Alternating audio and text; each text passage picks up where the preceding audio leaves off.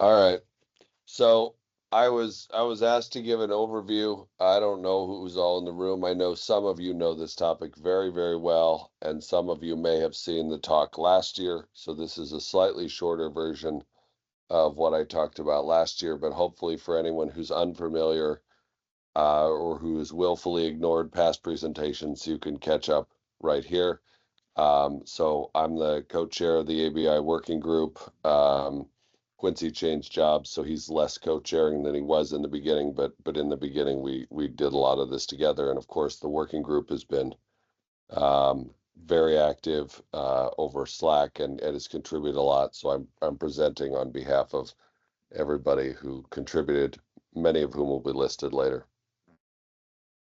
So hopefully, if you're at EuroMPI, I don't need to tell you what MPI is or that there's a bunch of implementations and that they have different characteristics in different ways. And of course, the one of the most obvious characteristics that people find in practice is, of course, if you compile with an MPitch derivative or MPitch, of course, you can link or run with at a different shared library within that family.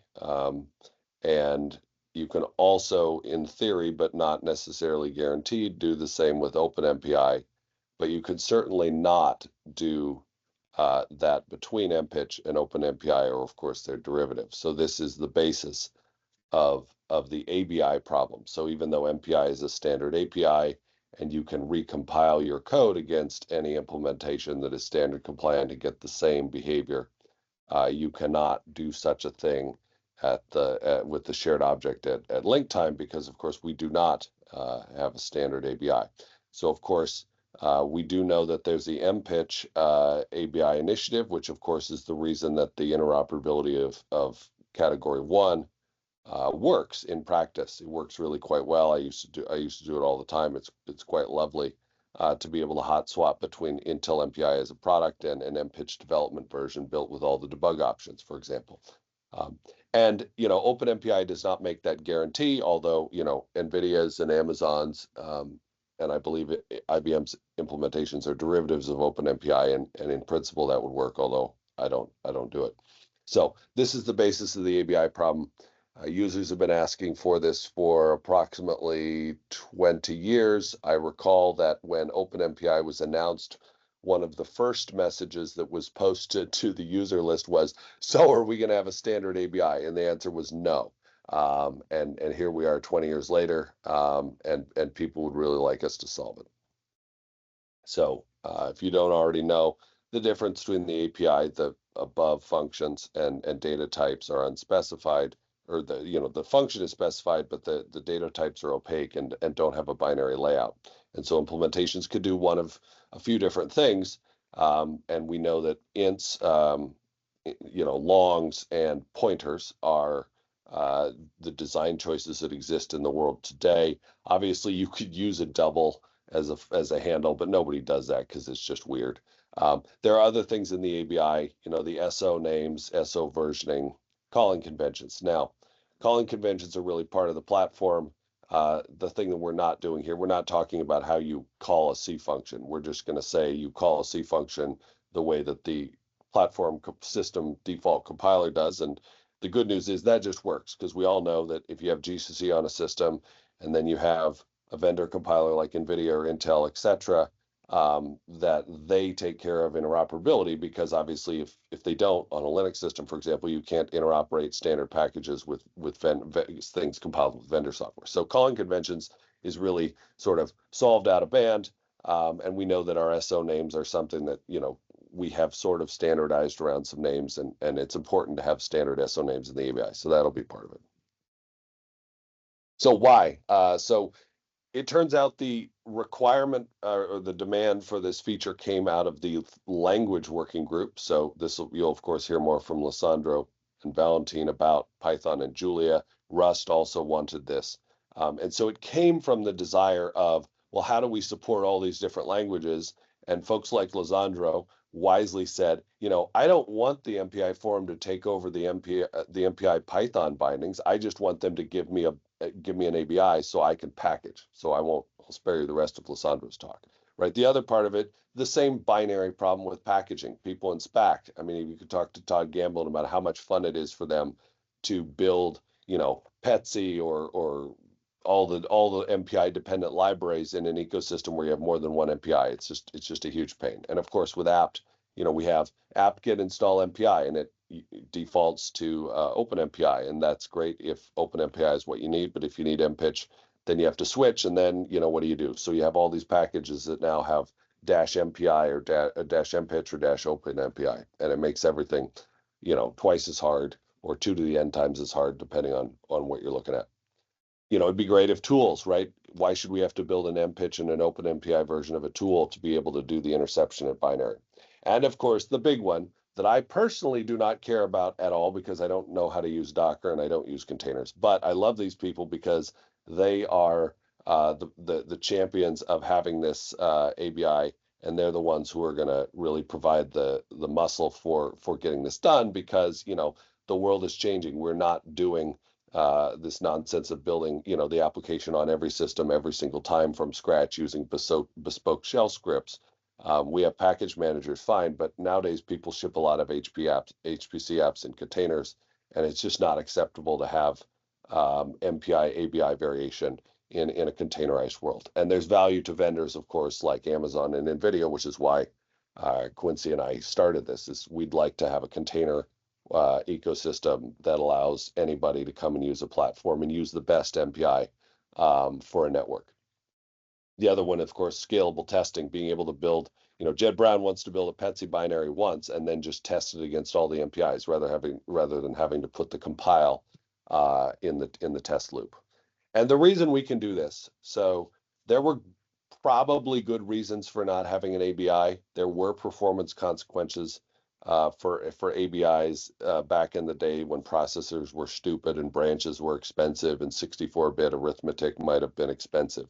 The architectural reasons are gone. All modern processors are pretty darn smart. They're wide. They do wide decode. They can all do 64-bit integer operations efficiently, etc. And the other part of it is, for better or for worse, the architectural diversity has reduced dramatically. So, 20, 25, 30 years ago, when MPI was getting started, there were, a dozen different types of platforms, many different OSs. Linux was not standard. And there were many different processes. SGI was doing MIPS, and there was Alpha and Itanium and everything out there. And, the notion of having an ABI didn't matter all that much because you really did have a different platform and you couldn't really ship binaries. Well, the world is simple now. We basically have, the top 500 is, as far as I know, all 500 systems are based on Linux, last time I checked.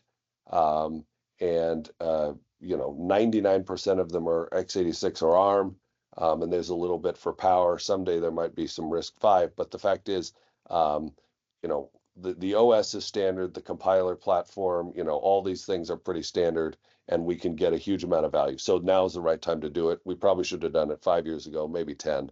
But we had some dumb processors hanging around that maybe made the unnecessary overhead that might be introduced here noticeable. So we wrote a paper. You can Google for the title and get the open access thing.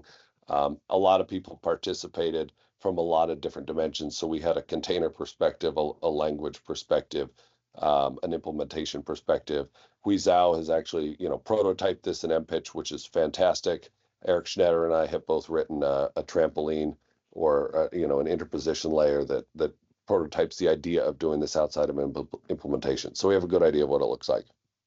So I'm going to talk briefly about the design decisions in case you're, if you're in the room and you know this stuff, you might want to hear the details, right? So, the status ABI was the one that a lot of people wrung their hands over for a long time of, oh, what are we going to do about status? Well, it turns out status is actually the easy thing. You just have to decide how many reserved bits and you have to give it a name. And so for reasons that are discussed in more detail in the paper, it's going to be 8 integers, and it's going to be 8 integers specifically, and there's an alignment question and some other things. It's all going to be addressed in the text of the standard, and you can read more about it in the paper. The good news is this is big enough for all known purposes. You can shove, a count and a pointer and some other fun stuff in there if you want. Canceled bit, whatever it is, and we'll be fine for a long time. And nobody has ever used a status that's this large in history. So we know that, it's not like somebody's going to come along later and say, oh, darn it, I really needed to have a bigger status, because I think we would have known that by now. Handles. So we discussed this, and it turns out, the design that's in OpenMPI is the right one, and it's the right one because of type safety. So it is really, really valuable for users of MPI to know when they pass the wrong type of handle to an argument. And this design, and only this design, gives you the ability to do that. Integers don't give you type safety, although they have other valuable properties, which is why MPitches use them. But in the end, we decided that type safety was the thing that we really wanted to have, and so that's the design. So there's handle constants. I'm not going to go into detail. If you really want to geek out over Huffman codes or whatever, you can find that but we worked really hard to come up with a Huffman code that allows you to decode all the predefined handles. They fit in the space that's occupied by the zero page on modern systems, so you'll never have to worry about a conflict because you can't allocate in the zero page with malloc anyways. Zero is always an invalid handle, so you can detect undefined behavior. You can find the details in this Python script or in the draft of the standard. These are my hidden slides. I don't know why the PDF problem. Anyways, don't matter. All right. So there's a bunch of other constants. Again, you can read about them. It doesn't really matter what they are in most cases, although we had to pick, are they positive, are they negative? We had to figure out the powers of two. Some of them are arbitrary. So we did as best we could. We came up with a sensible plan. We tried to pick constants that were small and allowed good implementation optimizations where implementers were asking for that, because there are some places where, like in MPitch, they want to store stuff in a bit field. They wanted the constant to be a small number rather than a big number. That was a good request. Sometimes we have to follow certain rules.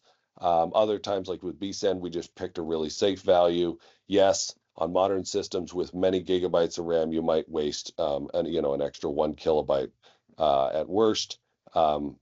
That's fine. That's really not the problem. And of course, nowadays we know that we have a better way to do buffered sends in the MPI standard as of 4.1. You can read about later. So picked a lot of constants. You can go read about them, and if you don't like it, complain now or forever hold your peace. We had to pick a bunch of sentinels. All the ones that are basically like null are zero, and the ones that aren't have a value. Again, inside of the implementation, it looks at this, compares it. It doesn't ever dereference these things. Obviously, this is by value analysis. All right. Integer types. This turned out to actually be the hardest one. So the first thing we look at is MPI AINT and address integer. The semantics of AINT match with int pointer t, and so that's what the definition is. So int pointer t is either 32 or 64 on modern systems, unless you have something weird like cherry, and then it's 128, and it needs to be 128 and not 64 for a bunch of reasons that I spent a lot of time on that probably don't matter to most. Offset. So offset is a file system thing. And, the hard question we had to say is, do we care about 128-bit files? And the thing is, you can have a 128-bit file system under the hood and use it with MPI and MPI-IO and still have 64-bit offsets. The only reason you need 64-bit offsets in MPI is if you have a single file where you need to index it with more than 64 bits. And if you have $20 million to spend on a file system, you might be able to buy hard drives to make one file that's big enough to actually justify that. And it's just not reasonable. So we're going to ignore that for now. And we're going to leave it possible that someday long in the future, when people have really, really big hard drives and they want to make really, really big files, that'll still take, 14 hours to actually read or write, they'll be able to do that someday with a new revision, a backwards compatible revision of the ABI. Of course, it'll be a different ABI, but it won't break things. Count, same thing. Again, 64 or 128. We fix it at 64 for now. fint. fint is trash. So we're not going to do anything related to fint. This is one of the things that we spent a lot of time on. I had some ideas to just say, well, make fint one way or the other.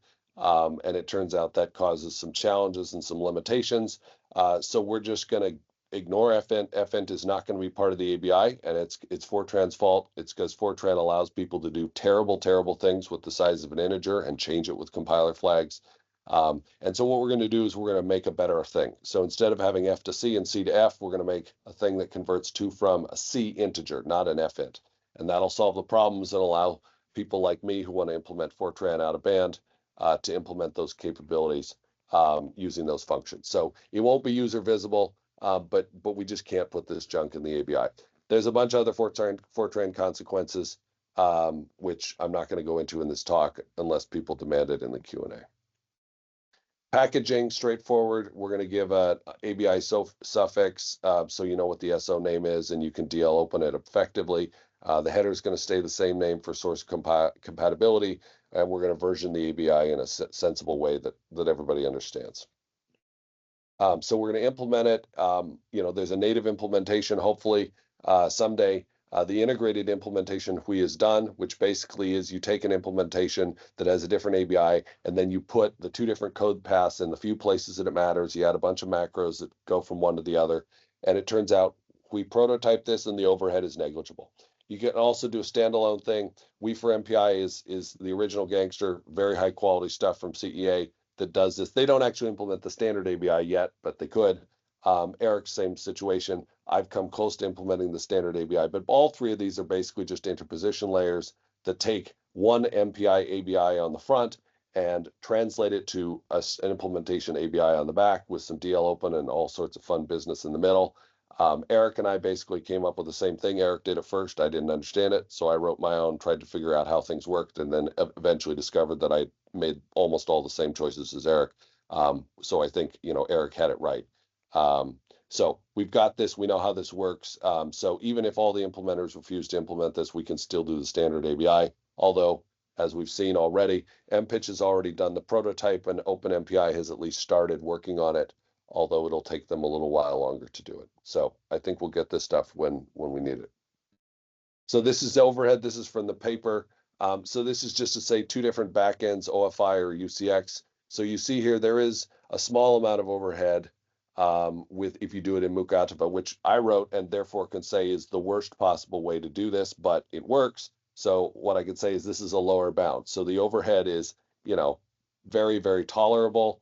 You see the higher overhead when your message rate goes up, but this is shared memory message rate, right? This is the hardest possible thing for software overhead, and getting the ABI is worth a little bit of overhead. Although, as you see here, when you do it natively in MPitch, you can't see the overhead. This is, it's in the sixth decimal place after the first digit, and therefore is strictly noise. And so there is no overhead when you do this properly in an implementation, and we do not expect to get any performance overhead from any of this stuff in anything, as far as I know.